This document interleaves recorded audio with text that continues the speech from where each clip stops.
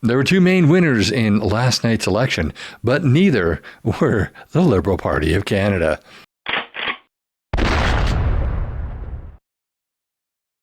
Welcome to my channel, y'all. I hope you're having a great day. Well, we all know by now that the Liberals won the Canadian election last night. They won their third minority government in a row, their fourth election in a row, but their third minority government in a row. But they really didn't win because this will likely be the downfall of Canada. There were two winners, though, the Communist Party of China and Donald Trump. But that wasn't the only story of last night. Media bias also came into play. And I think that you will see that the media actually helped the Communist Party of China and Donald Trump. Well, they helped them win this election. Let's go first to a CBC clip, and then we'll talk about it. Let's go to Adrian, who has some results. Adrian. Well, I'm very relieved to see that Charlottetown is okay. Good. We're getting first results from Charlottetown. Yeah, Let's have a look at that. The incumbent, Sean Casey, has a lead there. Just one poll reporting, lead of 53 over Natalie Jameson, popular MLA at one point there, who's been campaigning hard. Just a note here, only 10% of the polls across the whole island are reporting. So obviously these are still early. But why don't we flip to the ones we have some more information. Bobby Morrissey, the incumbent, a lead of 69 over Logan McClellan. Again, someone who is well known there. This is a matchup from 2019, just 20 of 99 polls reporting.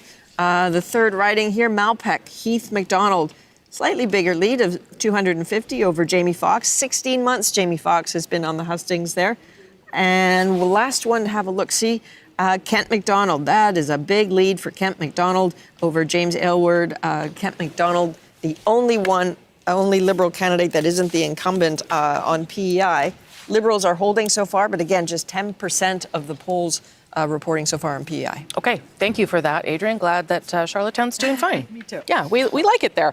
So Rosemary Barton likes it there, and she's so happy that the Liberals have swept PEI. And of course, that was early in the night, but they did take PEI eventually. So she's happy, and so is Adrian. They're all happy. Charlottetown's doing fine, according to them, because they like Charlottetown and they want Liberal representation in PEI. Well, that's super biased. Now, we all know that media is biased. We all know that the media in Canada is biased and the media in the United States is biased. In the United States, most of the media is left-leaning except for Fox, which is more centralist, a little bit right-leaning, but pretty much centralist. But in Canada, what the problem with the CBC is, they are government funded and they come across as trying to be objective, but they're not. And this just shows it. They're not objective at all. Let's go now to a CTV report and show that they're also not very objective. Oh, Omar, let me tell you, my guests have been itching to have an opportunity to say what's on their mind, but the word that keeps coming up again and again is polarization. So talk to me, John. Well, I mean, our shows and shows across the country tomorrow are going to be where people start to vent, I think, and maybe where Liberals want to brag. I mean, the problem with the two political parties and their followers and voters, those who are entrenched, is both of the parties think the other one is an existential threat when in government. So Conservatives are going to be very angry, and also angry about the fact that, I mean, they had the Liberals on the ropes, and they've already put up with 10 years of the Liberals, so it's going to drive them crazy. And one last aspect in all of this is, as you know, Bill, probably from your texts and calls on my show, a cohort of Liberals these days, or a cohort of Conservatives, like to own the libs. And tonight they've been denied the chance to do so. I know that you're eager to say something, Bill. Don't hold back. Well, you just look at those numbers and what you see is Canada becoming a two-party country. But haven't we always been that way? Well, no, I don't long think to the time. degree we're seeing right now with the NDP collapsing like that. So, yeah, people are going to be divided. Conservatives, we're already hearing from our listeners, I'm sure you are as well, sort of that core group that tries to reach out to you right away. And so far, Conservatives are angry with people who voted Liberal. But I don't think that anger will last long. I think it will turn internally pretty quickly. And they're going to say, what happened here? How did we have this in our grasp, change that we've wanted for so long, and it's now gone? And they're going to start to ask questions of their party. The only way that doesn't become really ugly is if the Conservatives can keep the Liberals to a minority.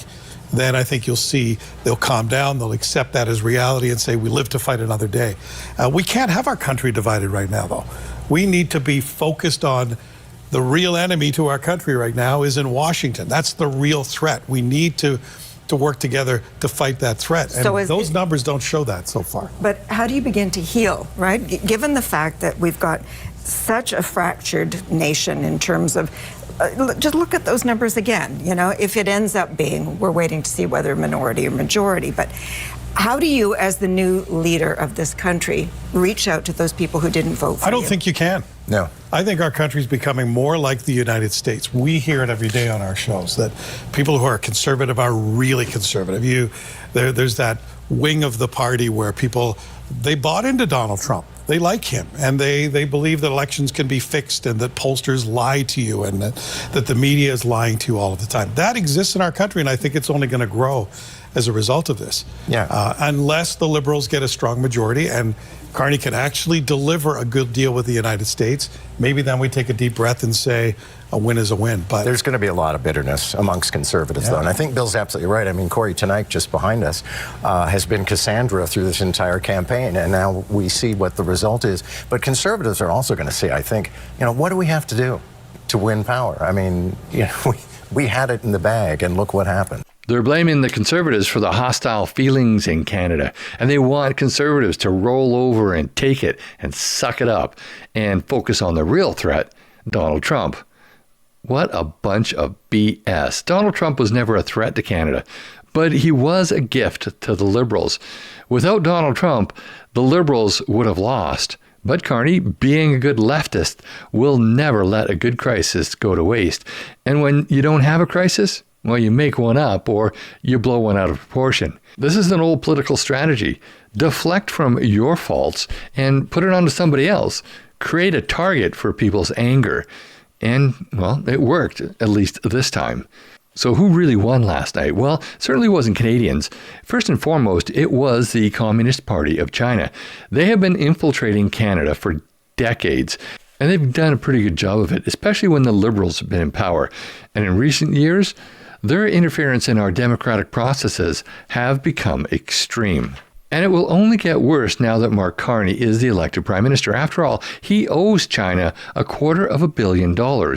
And even though he claims to no longer work for Brookfield Asset Management, China won't care. They'll come calling for that debt, and Canadians will have to pay the price. So how did Donald Trump win? Well, that's easy. Alberta and Saskatchewan. Donald Trump was a gift to Carney, but Carney winning, well, that was a gift to Donald Trump. Separation sentiment in Alberta and Saskatchewan have traditionally been around 10 to 16%, but with absolutely no campaigning in the last little while, it has risen to 30% in Alberta and 33% in Saskatchewan. Imagine what will happen now that Carney has been elected. Within 6 to 9 months, there will be a petition for a referendum to secede from Canada. That will follow very shortly, and I predict it will happen before the end of this year. And with very little campaigning, I think it will be successful. Once Alberta and Saskatchewan are no longer part of Canada, well, BC will be isolated and they'll follow suit. And then because nobody is footing the bill in eastern Canada, well, Quebec will vote to secede, isolating the Atlantic provinces. The Atlantic provinces will petition for statehood, but they'll be denied. They will, however, be allowed to join the U.S. as territories. So that'll leave Ontario and Manitoba as Canada, and nothing else.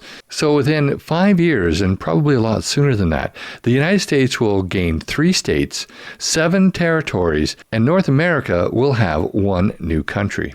But that's just my opinion. I'd love to know what you think. Put your comments down below. And while you're at it, please like this video, share with your friends and on social media.